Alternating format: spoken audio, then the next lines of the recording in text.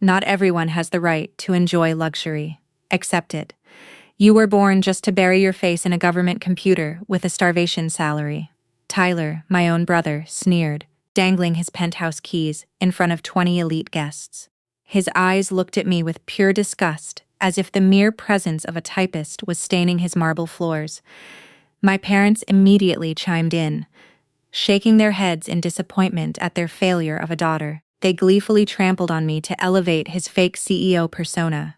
I bit my lip hard, my hand hidden beneath my sweater instinctively clenching, grazing the bullet wound on my ribs that hadn't even had its stitches removed yet. I intended to keep clenching my jaw and enduring it like I had for the past 7 years, until the 4-star general from the Pentagon, the VIP guest Tyler was currently kneeling to flatter, suddenly slammed his wine glass down on the table, shattering it. He glared at Tyler with blazing eyes, his voice a low, lethal rumble. "If you knew what this typist just did to earn a silver star 48 hours ago, I'm afraid you wouldn't dare breathe the same air as her." Before we continue, please take a moment to hit the like button and subscribe to the channel, but only if you really want to know how this story ends. Also, let me know in the comments where you are watching from and what time it is there. The sound of that glass exploding on the table drilled straight through my skull and dragged me backward. 7 snorts years collapsed in a single breath. The sharp crack of crystal against wood twisted and warped, reshaping itself into a different sound, a heavier one. The brutal slam of a ceramic coffee mug against a kitchen table in a suffocating suburban living room in Ohio. I was 22 again, standing on the cracked linoleum of our family home, holding my enlistment papers in both hands. The air was thick with the stale smell of my dad's cheap cigars, the same brand he had been chain-smoking since the day his boss told him he would never make regional director. My father did not read the papers. He did not even glance at the military seal. He grabbed his coffee mug and slammed it so hard against the table that brown liquid sloshed across his unfinished newspaper and dripped onto the floor. His face was a deep, blotchy red. The vein on his temple throbbed like it was trying to escape his skin. He pointed a trembling finger directly at my chest, and the words came out like acid burning through cloth. "Military government. You are throwing away your future for a cheap salary and a dry pension. Look at your brother. He is building the world while you choose to settle, leeching off taxpayers' money." My father spent his entire life as a struggling sales manager at a mid-tier auto parts distributor, consistently outperformed by younger executives. Half his age, passed over for every single promotion, humiliated in quarterly reviews he never talked about, but carried in the stoop of his shoulders every evening when he walked through the door. The bitterness of those decades lived in the deep creases around his mouth, and the way he gripped his bourbon glass every night until his knuckles went yellow. He viewed my enlistment, my conscious choice to serve my country for modest pay and brutal hours, as a direct and personal insult to his lifelong failed pursuit of wealth. In his mind, I was choosing to be a loser on purpose. My cousin Marcus sat in the corner of the living room, already interning at Tyler's brand new startup, staring down at his shoes. He said nothing. His cowardly silence validated every poisoned word my father spat. The very next weekend, while I quietly packed my olive-drab duffel bag in the shadows of the upstairs hallway, the house erupted into a sickening celebration below. Tyler had just announced his first $1 million funding round. I stood on the landing, with my bag slung over one shoulder, listening to the noise crawl up the staircase.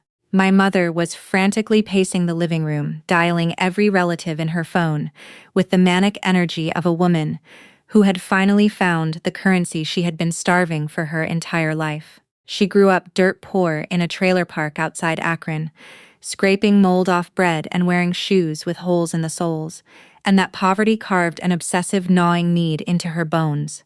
A need to project old money aristocracy to her country club friends at any cost, even the cost of her own daughter. She brayed into the receiver about the CEO and the family, her voice cracking with manufactured pride. She stopped mid-sentence, only when she caught sight of my newly buzzed military haircut at the top of the stairs.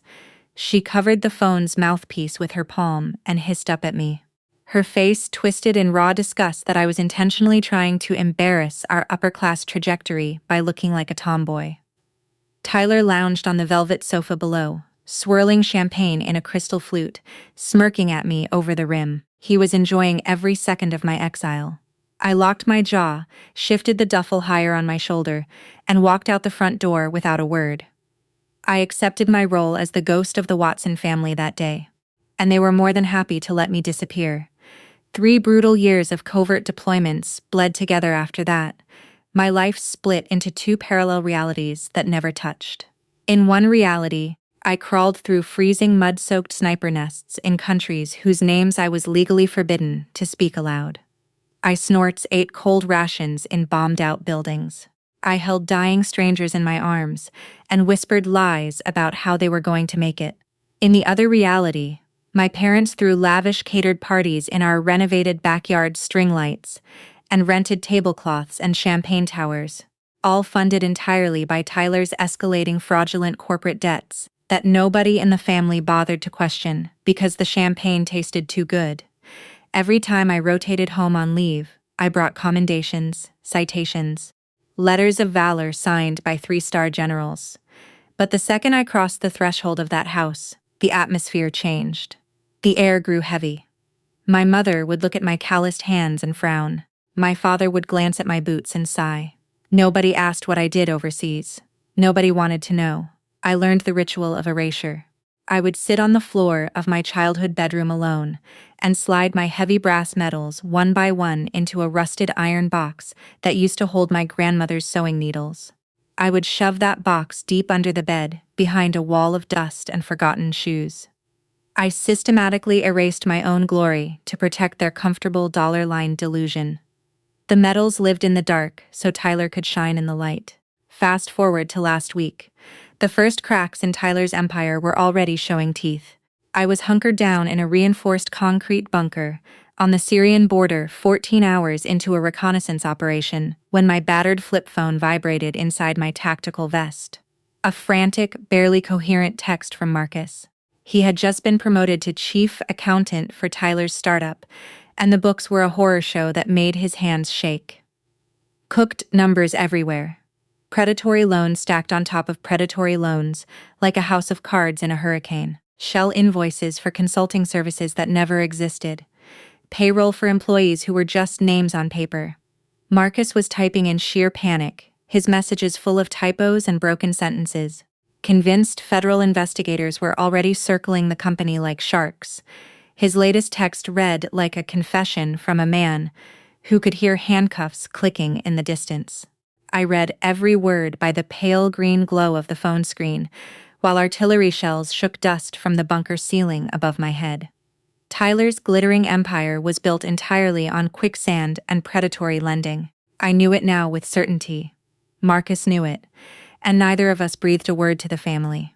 I snapped the phone shut, slid it back into my vest, double-checked the magazine of my rifle, and stared into the dark corridor ahead.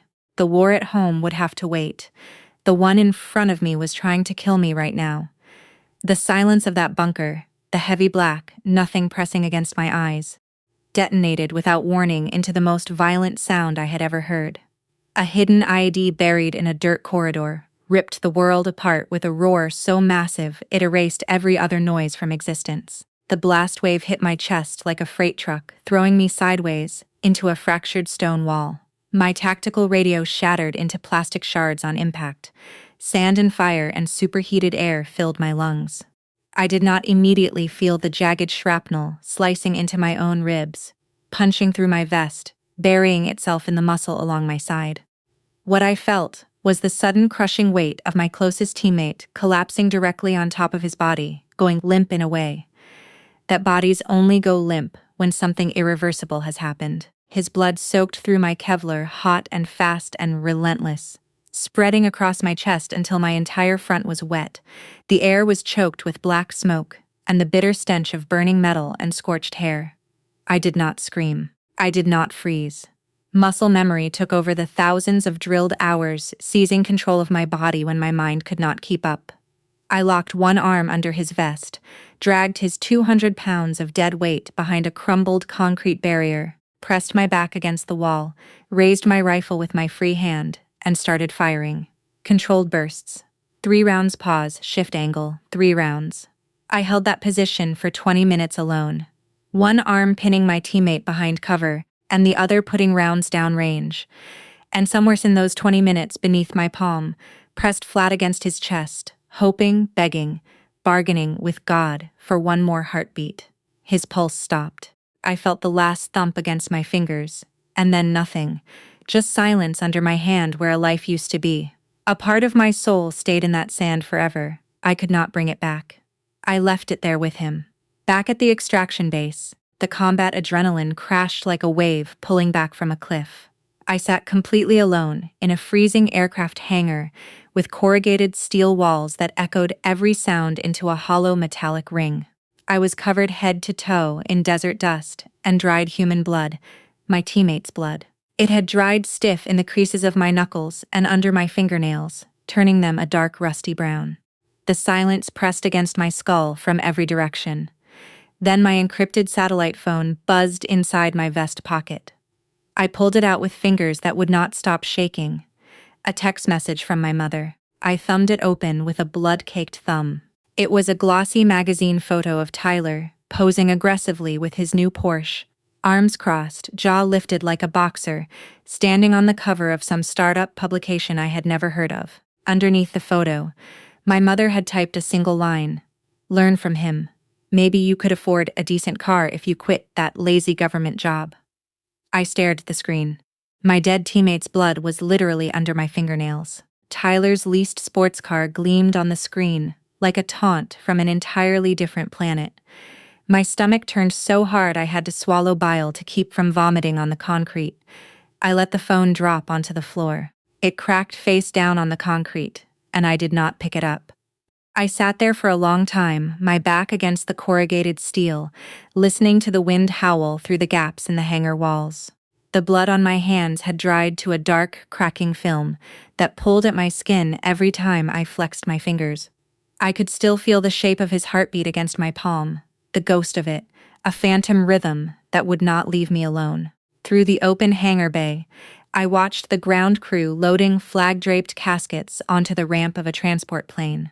Their movements were slow, reverent, the kind of careful you only see when men are carrying someone's child home for the last time. I understood something in that freezing hangar that I had been running from for years. The men who bled beside me, the ones who dragged me out of fire and held the line, while I stitched myself together, they were my real family. They gave everything, their sleep, their sanity, their actual lives to make sure I came home. And the people who shared my DNA, the ones living in their renovated house, throwing champagne parties on money stolen from investors, they would not have wasted the gas money to pick me up from the airport. I knew that for a fact. 5 Christmases ago, Tyler left me stranded in a dangerous neighborhood on the south side of Columbus at 11:00 at night because he did not want to waste his gas driving 20 minutes to pick up his poor sister. I stood on that freezing curb for 2 hours waiting for a bus that never came. My squad would have driven through a minefield to bring me home. The bloodline was a lie. The brotherhood was the only truth I had left. I did not allow myself to break. I snatched the rough towel hanging from a maintenance hook and scrubbed the grime and dried blood from my face until my skin burned raw and pink. I pulled the standard issue medical kit from my cargo pocket, sat down on an ammunition crate, unwound the gauze, and stitched up my own lacerations with steady mechanical hands before the base medics even arrived. Every stitch was a decision. Every pull of the thread was a vow. My family would never ever know this version of me. They were not built to carry this weight. They did not have the architecture for it. I packed the trauma into a vault in the back of my skull, sealed it with the same emotional concrete I used to seal bunker walls, and compartmentalized until the bleeding stopped inside and out. I zipped my jacket up to the throat, hiding the fresh bandages, the raw stitches, and the wound that would become the thick purple scar I would hide under long sleeves for the rest of my civilian life. I softened my posture. I let my shoulders slump forward, let my eyes go dull, let my jaw unclench. 30 seconds. That was all it took. Captain Amber Watson's Silver Star recipient vanished. In her place stood a tired, unremarkable government clerk with bad posture and no ambition. The ghost they wanted. 2 weeks after the ambush, I sat in the warm mahogany-lined office of my Aunt Diana. She is the only one who knows the truth, helping me draft a will, in case I die in action. Diana was my father's younger sister, a retired civil lawyer with a spontan made of rebar, and a moral compass that never wavered. She was the black sheep before I took the title, the one Watson who chose principle over profit, and the family punished her for it by slowly cutting her out of holiday invitations until she stopped expecting them. She was the only person in the civilian world who knew my actual rank, my actual job, and the actual price I had paid for both, a massive military life insurance policy, and my formal last will and testament lay open on the polished desk between us. I systematically signed each page, transferring my accumulated hazard pay benefits and naming Diana as sole executor. The pen had barely lifted from the last signature when my phone rang. Tyler's name glowed on the screen. Diana and I both looked at it. His voice leaked through the speaker even before I answered that oily, entitled vibration I had memorized since childhood. He wanted a small loan, his words, to cover his penthouse maintenance fees, $4,800. The casualness of it, the absolute expectation that I would comply, sat in the air between us like something rotting. Deanna watched my jaw lock. She reached across the heavy desk and pressed the ignore button on my phone with one firm finger, severing the toxic connection mid-ring. She looked at my bruised, hollow face and did not ask a single question about Tyler or his startups or his maintenance fees. She simply asked if I was sleeping. Something in her voice shattered me. The quiet, genuine concern of it. Diana stood and poured me a cup of hot lavender tea from a ceramic pot she kept on a side table. The steam curled up between us, carrying a scent that belonged to kitchens and safety and everything the military had burned out of my life. That simple domestic gesture, the warmth of the cup pressed into my calloused palms, cracked my tactical conditioning wide open like a hammer through ice. I wept. Silently at first, my shoulders shaking then in heavy gasping sobs that I pressed into my hands. I was crying for my teammate, for the pulse that stopped under my palm, for the flag-draped casket I helped carry to the plane, for the fact that my own mother sent me a photo of a leased Porsche while I was covered in his blood. Deanna did not offer a single empty platitude. She remembered who I was before the uniform. She remembered my mother turning away when I scraped my knees as a child, telling me to stop ruining my dresses and go away, to stop being dramatic, to stop needing things. Diana stepped around her heavy desk, pulled me into a fierce unconditional embrace, and held me against her shoulder while I fell apart. She wiped the tears off my face with a steady hand and said nothing. The silence was the kindest thing anyone had given me in 3 years. 3 days later, I stood at attention in a windowless, sterile briefing room on a classified military installation. No cameras, no reporters, no champagne, no magazine covers. 3 high-ranking generals stood behind a plain metal table in their dress uniforms. Aunt Diana stood quietly in the back row, the only civilian authorized in the room, her hands clasped in front of her, her eyes brimming with a pride so fierce it looked like it might crack her open. General Hayes stepped forward and pinned the silver star to my chest, the heavy metal pressed cold against my collarbone. The pin clicked into place. The room held 11 minutes of silence, broken only by the firm grip of 3 handshakes and a single nod from each general. She was the only family member who would ever witness what I was actually worth. The second the room emptied, I stripped off my pristine dress uniform with practiced mechanical efficiency. I folded it with sharp creases and laid it in its case. I slid the heavy metal off my chest and dropped it into a worn-out civilian tote bag, alongside a crumpled grocery receipt and a dead phone charger. No fanfare, no frame on the wall. Diana squeezed my shoulder once hard enough to leave a mark, a silent, ironclad vow of protection that passed between us like voltage. I pulled on a cheap, oversized, faded sweater that swallowed my frame and erased every line of the soldier underneath. I adjusted my posture. Shoulders forward, chin down, eyes flat. The transformation took 30 seconds. Captain Amber Watson disappeared. The tired, unremarkable typist took her place. I walked out of Diana's world, and braced myself for the other one. Saturday night. I stepped out of a cheap taxi onto the curb in front of Tyler's blazing skyscraper. The glass tower punched into the dark sky, every floor lit up like a monument to borrowed money. I took a deep, controlled breath, actively suppressing the command posture hardwired into my spine, and pushed through the lobby doors into a cloud of expensive cigar smoke and cologne that hit my nostrils like a chemical weapon.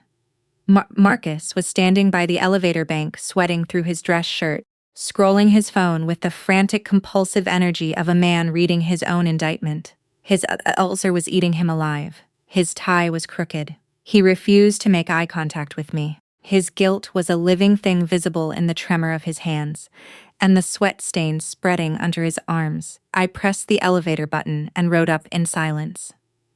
The penthouse doors opened, and I was immediately intercepted. Derek Vance Tyler's personal bodyguard, a hulking ex-PMC mercenary with a shaved head and a neck thicker than my thigh, stepped directly into my path.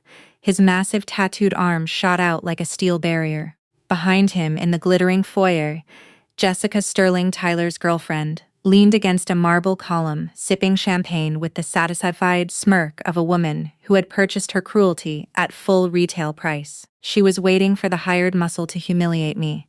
It was entertainment for her.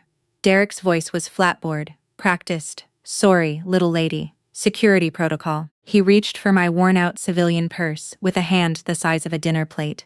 My body reacted before my conscious mind could issue a stop command. 0.1 seconds. Pure spinal reflex drilled into my nervous system. Through thousands of hours of close-quarters combat training, my left hand slapped his reaching arm downward with a sharp crack of palm against wrist. My right hand snaked under his elbow, locked around the joint, and cranked it into a textbook submission hold that every special operator on Earth would recognize on sight. I applied just enough torque to send a screaming warning signal from his elbow directly to his brainstem. One more degree of pressure and the joint would pop apart like a chicken wing. I did not flinch. I did not breathe hard. I did not blink. I stared directly into his dilating pupils with the flat, hollow eyes of someone who had killed within the last 30 days and would do it again before the month ended. Across the foyer, Jessica's champagne glass froze halfway to her lips. The smirk dissolved. Her manicured eyebrows pulled together in genuine confusion. She snorts could not process how the useless typist had just immobilized a 200 lb mercenary in absolute silence. Derek stopped breathing. His entire body locked rigid. Cold sweat broke across his back so fast, it soaked through his shirt collar and darkened the fabric between his shoulder blades. He had served with private military contractors in Fallujah. He had worked alongside real operators, real killers, people who moved through the world with a specific gravity that civilians could never replicate. And the woman holding his arm in a steel trap was not a clerk. The scent of genuine lethality poured off me like heat from a furnace door. He recognized Sword instantly, the way a stray dog recognizes a wolf, not through logic, but through a primal, cellular terror that bypassed the brain entirely. He slowly, carefully retracted his hand. He swallowed hard, his Adam's apple bobbing visibly, and stepped aside without a word. Marcus watched the entire exchange from the corner, his phone frozen in his sweating hand. His eyes went wide. He looked at me, then at Derek's ashen face, and something fundamental shifted behind his expression. Marcus, who had spent 2 years watching Tyler's empire rot from the inside, suddenly understood that I might be the only real, unbreakable thing in this entire building full of fakes. Tyler strutted out of the dining room, gripping a glass of vintage champagne, utterly oblivious to the silent war that had just been fought and lost in his own foyer. He needed to dominate every room he entered, because the mountain of unpayable debt behind his eyes never stopped growing, never stopped whispering. He laughed loudly, pointing his glass at Derek's chalk-white face. "What are you shaking for, Derek?" Snorts, "She's just my weak clerical sister. Why dirty your hands searching her?" Derek took another full step back, still refusing to break eye contact with me. His hands hung at his sides, palms open and fingers spread, the universal gesture of a man who has chosen not to die today. I released my combat posture instantly, softened my eyes, rounded my shoulders, shrank my frame by 2 in. Inches, I became small and harmless, and exactly what they expected me to be. I walked into the penthouse without a word, my worn sneakers squeaking softly on the imported tile, carrying the first seed of everything that was about to collapse. The echo of my father calling me useless 7 years ago merged perfectly with Tyler's booming, arrogant voice as we took our seats around the enormous mahogany dining table. Tyler gripped a silver fork in one hand and used it to point directly at my face, performing for his VIP guest, General Hayes, who sat at the head of the table in a dark civilian suit with a flag pin on his lapel. Tyler was convinced Hayes was a corrupt Pentagon bureaucrat who could be charmed into signing a fat military contract for his drowning company. He had no idea he was delivering his own eulogy. Tyler leaned back in his chair, spreading his arms wide like a king, addressing his court, his voice ringing off the high ceilings. General Hayes, look at my sister Amber. She also works in your government system. She's been typing for 7 years. Her yearly salary probably isn't enough to buy Jessica's Hermes bag. If everyone in the military were as cowardly, complacent, and lacking ambition as her, this country would be in chaos. General Hayes stopped chewing. He set his fork down with a precise, deliberate click against the porcelain. He looked at Tyler. Then he looked at me. The muscle along his jaw tightened so hard that a visible twitch pulsed near his left ear. His fingers curled slowly around the edge of the table. The table erupted in cruel, sycophantic laughter. Jessica tossed her hair and leaned into the cruelty with the enthusiasm of someone who had been waiting for an opening all night. Her diamonds caught the chandelier light, every stone purchased with predatory loan money. She smirked, tilting her chin toward me. Oh my God. She probably couldn't buy a square meter of land in this area with her government salary in her entire life. My mother sighed theatrically, turning her entire body away from me to face Jessica, physically choosing the girlfriend over her own daughter. She shook her head with practiced disappointment. I've told her so many times to go into business like her brother, but she wouldn't listen, just likes to hide in that dusty office. My father finished the execution. He glared at me from across the table with raw, undisguised contempt, the exact same look he had given me 7 years ago over that slammed coffee mug, and his voice dropped to a flat, disgusted growl. Truly useless, a waste of my upbringing. My parents were so consumed by their desperate need to project wealth and status to the general that every biological instinct to protect their child had been overridden. They gleefully fed me to the wolves in exchange for a networking opportunity. They dismantled my dignity in public and served it as an appetizer, completely blind to the Category 5 storm gathering behind Hayes's locked jaw and whitening knuckles. I did not cry, I did not argue, I did not flinch. I picked up my steak knife. My hand moved with a buttery, hyper-efficient precision that had nothing to do with table etiquette.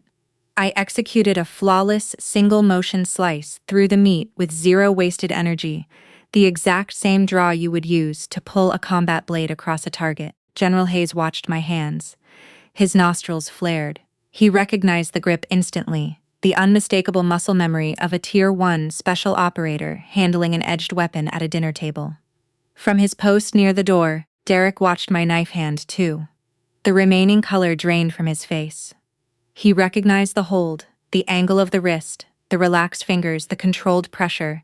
He knew exactly what I could do with the blade that size. The silent communication between the three of us, Hayes seething, Derek terrified, me carving a steak with surgical precision, filled the room like atmospheric pressure before a thunderclap. My family was completely, catastrophically oblivious. I chewed in absolute freezing silence. Across the table, Marcus was biting his lower lip so hard a bead of blood formed on the cracked skin. His eyes darted between Tyler's smug, preening face and my stone-still composure. He knew the company was hemorrhaging cash. He knew the SEC had already issued preliminary document requests. The weight of Tyler's lies, stacked on top of the public humiliation, being heaped onto the only real person at this table, was pushing Marcus toward the edge of a cliff he had been inching toward for 2 years. His hands trembled around the stem of his wineglass. His bleeding ulcer burned in his gut. Something behind his eyes was fracturing the last wall between his cowardice and his conscience crumbling to powder. If you have ever had to sit in silence while arrogant people tried to tear you down, hit the like button right now. Let me know in the comments how you handled it, and stay tuned because Tyler's nightmare is just beginning. Aunt Diana carefully placed her fork on the edge of her plate. The quiet click of silver against porcelain cut through the sycophantic noise like a rifle shot across a valley. She snorts had watched my parents feed me into a meat grinder for the last 45 minutes. She had seen the bandages I was hiding under my sweater just 3 days ago. She had watched me bleed and held me while I sobbed for a dead soldier. She was done. Diana remembered the blood-soaked gauze she helped me peel off my ribs in her office, and she could not stomach these cowards insulting a wounded soldier to her face for another second. She snorts, straightened her spine, lifted her chin, and her voice sliced through the chatter with the calm surgical precision of a woman who had spent 30 years in courtrooms. "Why don't you tell everyone what you did last week, Amber?" Tyler's reaction was instant and Pavlovian. He sneered, face twisting with the reflexive contempt he had spent a lifetime perfecting against me. He leaned back in his expensive chair, crossed one leg over the other, and tilted his champagne glass toward me in a mocking salute. "Probably entered the wrong data and got a pay cut, or spilled coffee on the Pentagon's photocopier." Marcus closed his eyes and pressed his back against his chair. Jessica giggled behind her linen napkin. My mother pursed her lips in smug agreement. My father snorted. General Hayes did not laugh. The sound that came next was the loudest thing I had ever heard in a civilian room. Hayes slammed his closed fist onto the mahogany table with the concentrated fury of a man who had commanded battalions in 3 wars and would not tolerate one more second of this circus. The impact knocked a crystal wineglass sideways. It toppled and shattered, and the deep red wine bled across the white tablecloth in a spreading ragged stain that looked exactly like a gunshot wound soaking through gauze. Every person at the table jumped. Jessica gasped and recoiled so hard her chair scraped backward. My mother's hand flew to her chest. Tyler's snort smirk vanished so completely it left a vacuum on his face. A blank, stupid terror filling the space where his arrogance used to live. Hayes rose from his chair, slowly, deliberately pushing it back with a low, grinding scrape against the hardwood. He placed both fists on the table and leaned forward, his broad shoulders filling the space like a wall of fury. His face was a thunderstorm. He locked eyes onto Tyler with a lethal intensity that made the air in the room physically difficult to breathe. Derek, the ex-mercenary, actually took a full step backward toward the exit, his hand instinctively reaching for a weapon that was not on his hip. Hayes's voice erupted from his chest like concentrated artillery fire. It vibrated through the table, through the floorboards, through the bones of every person in the room. "Last week, under my direct command, Captain Amber Watson held a compromised bunker alone for 20 minutes, neutralized 6 insurgents under heavy fire, and took a piece of IED shrapnel to the ribs to shield her fallen teammate. She was just awarded the Silver Star, one of our highest honor." The silence that followed was the most total, absolute thing I had ever experienced. It was louder than the IED, louder than the suppression fire, louder than my teammate's last heartbeat. My mother's wine glass slipped from her frozen fingers and shattered on the hardwood floor, joining the graveyard of broken crystal spreading across the dining room. My father stopped breathing. His mouth hung open, his cigar-stained fingers frozen in midair. His face, the color of old cement. Jessica stared at me with her jaw physically unhinged, her enormous eyes glassy with a fear she could not yet name. Marcus let out a ragged, trembling breath and a desperate raw smile of pure vindication. The first honest expression he had worn in 2 years crept slowly onto his bloodless face. My parents' mouths remained open in synchronized, paralyzing horror. They looked at me as if a stranger had taken their daughter's seat. Hayes sucked in a deep, ragged breath. The veins in his neck stood out like cables. He raised his hand slowly from the table and pointed a trembling finger of pure, concentrated fury directly between Tyler's eyes. "You are mocking one of the most outstanding special operations officers of the United States Army, right in front of my face, you brilliant CEO." I did not move. I sat with my hands flat on the linen, perfectly still. letting the full crushing weight of my commander's words bury my brother alive inch by inch. I did not look at Tyler. I looked directly at my father. I let him see me. I let him drown in the realization that his useless daughter, his pathetic government leech, his waste of upbringing was a decorated combat hero who bled for the country he claimed to love, and his golden boy was about to be utterly, permanently destroyed. The truth detonated over the dining table, like a thermal charge. The room fell into a horrifying, suffocating silence that pressed against the walls like a physical force. Jessica's silver fork slipped from her manicured fingers and clattered against her porcelain plate, the sharp sound ringing out like a single gunshot in an empty church. My mother's eyes were wild, darting frantically toward me, desperately searching for a denial, a punchline, a sign that this was a cruel joke, anything to keep her fragile worldview from collapsing into rubble. There was no denial. There was no joke. Tyler's face drained of every drop of color. His skin turned a sickly, waxy gray. His carefully constructed alpha male persona crumbled in real time, like watching a building implode floor by floor from the inside. His hands shook so violently that the table vibrated beneath his white-knuckled grip. God Norts? He gripped the edge of the mahogany so hard his knuckles turned to bone. He looked up at General Hayes, and his voice came out in a pathetic, cracking whisper, the voice of a little boy caught stealing, and too terrified to stop lying. General, are you joking? She's just a clerk. The sheer delusional audacity of Tyler, attempting to gaslight a 4-star general in real time, hung in the air like something rancid. Derek, still pressed against the wall, near the exit, physically recoiled. Norts, his lip curled in involuntary disgust at the depth of Tyler's cowardice. I remained perfectly still, my breathing unchanged, watching my brother choke on his own hubris from behind the mask of the invisible typist he had spent 7 years constructing for me. That stammering, pathetic denial was the final trigger for Marcus. 2 years. 2 years of signing fraudulent financial ledgers while his ulcer ate through his stomach lining. 2 years of lying awake at 3 late in the morning, imagining the sound of federal agents knocking on his door. 2 years of watching me get humiliated at every family event, while he sat there too terrified of losing his paycheck to open his mouth. The guilt had been consuming him from the inside like acid, and Tyler's whimpering attempt to deny reality in front of the most powerful man in the room was the last fraction of weight his shattered conscience could hold. Marcus violently kicked his heavy oak chair backward. It crashed against the hardwood floor with a sound like a cannon shot that made every person at the table flinch. He was on his feet, his face flushed a dark, furious red, every vein in his neck straining against the skin, his fists balled at his sides. He screamed. He screamed at the top of his lungs, 2 years of suppressed terror and moral agony, ripping out of his chest like shrapnel from a detonation. Stop it, Tyler. You mock her for being poor, you mock her for being pathetic, but your company is drowning in debt with no ability to pay. The word debt hit my father like a physical blow to the sternum. He gasped, his hand clutching his chest, his face going gray. Jessica's survival instincts fired before her conscious brain caught up.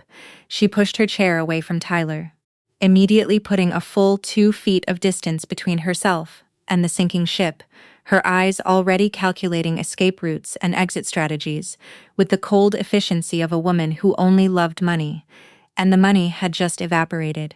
Marcus did not stop. The dam was obliterated. 2 years of corrosive silence came flooding out of him, and he could not have stopped it if he wanted to. He paced furiously along his side of the table, his arms slashing the air, his voice raw and cracking, systematically dismantling Tyler's entire fabricated existence in front of the most important VIP the Watson family had ever met. This damn penthouse was bought with predatory loans just to look rich. She bleeds for this country. She protects human lives, while you are just a pathetic fraud masquerading as a millionaire. My father clutched his head with both hands, his fingers digging into his thinning hair, his body folding forward over the table. His snorts was utterly destroyed. The idol he had worshipped, the son he had sacrificed my dignity and my entire childhood to elevate, was a bankrupt con artist. Every snort's champagne toast, every magazine cover on the refrigerator, Every time he pointed at Tyler and told me to learn from him, all of it was smoke and mirrors and predatory lending. My mother began to hyperventilate short, ragged gasps that fogged the air in front of her face. Her country club dreams, her desperate projection of aristocratic elegance, the entire identity she had constructed from Tyler's counterfeit success disintegrated into dust. Tyler staggered backward out of his chair, his legs buckled. He hit the wall and slid down it, clutching his stomach as if Marcus had driven a fist into his gut. The golden boy mask was gone. Underneath it was nothing but a terrified, broke, sweating fraud with no empire, no dignity, and nowhere left to hide. The room was completely paralyzed. Nobody moved. Nobody spoke. I calmly set down my steak knife. The blade touched the tablecloth with a soft final click. I picked up my linen napkin, folded it once, and wiped my mouth with the slow, unhurried precision of someone who has all the time in the world, because the war is already over, and the enemy is already dead. I placed the napkin beside my plate. I pushed my chair back and stood up my spine, locking into the rigid military straight posture that I had been hiding for 7 years. I was taller than every standing person in the room. I looked down at Tyler crumpled against the wall in the middle of a panic attack, his chest heaving, his eyes wet with the first honest tears he had shed since he was a child. He had snorts called me a leech my entire life. He wielded that word like a bayonet, dragging it out at every gathering, every holiday phone call, every casual conversation with our parents, sharpening it against my silence until it cut to the bone. I took that weapon from him forever. I looked into his eyes, and my voice came out low, steady, and cold enough to freeze the air between us. I would rather be a government leech who sleeps soundly every night than a fake millionaire who has to step on his own flesh and blood just to feel a shred of self-worth. My father buried his face in his hands and wept. The sound was ugly and raw, a broken guttural sobbing that belonged to a man who had just realized he burned down the only thing that was ever real in his life. I stood over the emotional wreckage of my entire family surrounded by shattered wine glasses and stained linen, and 2 decades of lies finally bleeding out onto the hardwood floor. I did not offer them a single ounce of comfort, not a word, not a touch, not a glance of sympathy. The slaughter was complete. I turned away from the table. The mission was over. I faced General Hayes and brought my heels together in a crisp, controlled click. I gave him a deep, respectful nod, the kind that is earned in mud and blood and fire, not in boardrooms. My voice was steady and clear. "Thank you, General. You blew my cover, but perhaps it was time. However, I request permission to withdraw. The atmosphere here is entirely unsuitable for military personnel." Hayes' snorts nodded slowly. His eyes held something enormous and warm, a fierce, fatherly pride that I had never once seen on my own father's face. He adjusted his suit jacket with a sharp tug, straightening his lapels, signaling without a word that he was leaving with me. My parents watched helplessly from their chairs, tears streaming down their aging faces, finally understanding that the daughter they had banished to the shadows commanded the absolute, unconditional respect of the most powerful man they had ever met in their lives. As Hayes turned toward the door, Tyler moved. His narcissistic brain could not accept defeat. He scrambled forward on his hands and knees across the hardwood floor and lunged for the sleeve of the general's custom suit. His fingers closed around the fabric with the desperate, clawing grip of a drowning rat reaching for anything that floats. Tyler's sociopathic need for control completely blinded him to the reality that every person in the room was watching him crawl. He genuinely believed his charm could still salvage the military contract, the one lifeline that might save him from federal prosecution. His voice cracked and splintered into a pathetic, high-pitched whine. "General Hayes, please let me explain our project." Sweat dripped from his chin onto the polished floor. Jessica looked away in open, undisguised revulsion, her thumbs moving rapidly beneath the table. She was already texting her escape plan from this sinking ship. Hayes yanked his arm free with such violent force that Tyler nearly fell forward onto his face. The general looked down at the pathetic figure cowering on the hardwood the way you would look at something rotting on the bottom of your shoe. His voice dropped to a snarl that dripped with a disgust so pure and concentrated it could strip paint from a wall. I never do business with frauds, and I would never partner with scum, who do not know how to respect their own family, especially when his family happens to be one of my elite soldiers. The words landed like the final nails in a coffin, being hammered shut from the outside. Hayes did not just reject the business proposal. He annihilated Tyler's right to exist in the same moral universe as the people who actually bled for something real. I turned my back on the penthouse for the last time. My combat-style heels clicked against the hardwood in a sharp rhythmic cadence, each step echoing through the silent, devastated room, like a metronome, counting down the final seconds of an era. As I approached the heavy oak doors of the entryway, Derek stepped to the side. He did not try to block me. He did not reach for anything. He did not speak. Instead, the massive ex-mercenary the man hired specifically to intimidate and humiliate me 2 hours earlier stopped moving entirely. His eyes locked onto mine. I watched the recognition pass through him, the final full understanding of what I was and what he had almost provoked. His shoulders dropped. His chin lowered. And then, Derek Vance, private military contractor, veteran of Fallujah, bowed deeply at the waist. Not a nod, not a casual dip of the head. A full profound surrender bow, his torso folding until his forehead was level with his belt. A snort's mercenary acknowledging an apex predator, a soldier recognizing a superior force. It was the most honest gesture anyone in that building had made all night. The heavy oak doors swung closed behind me, and Hayes with a solid resonating thud that sealed my broken family inside the luxurious tomb of their own vanity. I stepped into the elevator. The doors slid shut. I closed my eyes and finally breathed clean air. 3 weeks passed. Tyler's paper empire collapsed exactly the way Marcus's bleeding ulcer and shaking hands had been predicting for 2 years. The SEC investigation moved with the efficiency of a guided missile, tearing through the shell companies and fraudulent ledgers with bureaucratic precision. Tyler was indicted by the SEC for wire fraud. He lost everything to federal asset forfeiture before the ink on his arrest warrant was dry. Jessica packed her designer bags and vanished within 72 hours of the indictment. Not a single word of goodbye. Not a backward glance.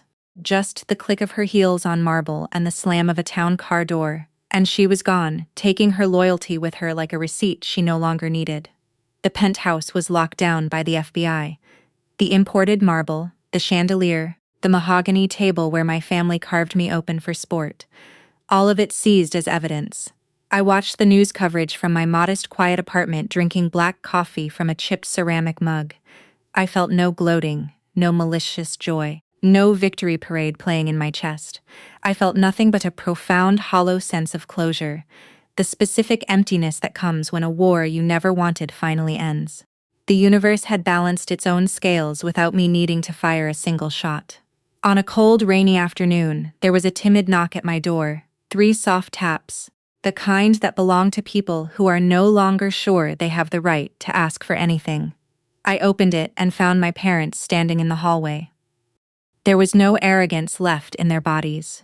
My father's shoulders were hunched forward, his spine curved under a weight that was not physical. His hands hung at his sides, useless, the same hands that once pointed a trembling finger at my chest and called me a leech. My mother's eyes were swollen and red-rimmed, her makeup abandoned, her hair unwashed and flat against her skull. They looked 10 years older than the people who sat at that dinner table 3 weeks ago. Between them, they clutched a cheap basket of fruit wrapped in crinkled cellophane, the kind you buy at a gas station convenience store when you have nothing real left to offer. I looked at them for a long, quiet moment. Then I stepped aside and let them into my apartment. They walked in slowly, their eyes nervously scanning the simple, unpretentious furniture, the bare walls, the clean kitchen counter with a single coffee mug drying in the rack. Their entire worldview had been built on Tyler's borrowed success. With him bankrupt and publicly disgraced, they were violently forced to confront the daughter they had ruthlessly discarded for a mirage. They stood in my living room and realized too late that they had traded a hero for a con artist. My mother drifted toward the coffee table and froze. The rusted iron box sat there open. Inside, Arranged in a careful row on the dark velvet lining were my commendations, my ribbons, my citations of valor, and the silver star. The metal was still faintly stained with dried blood and desert dirt.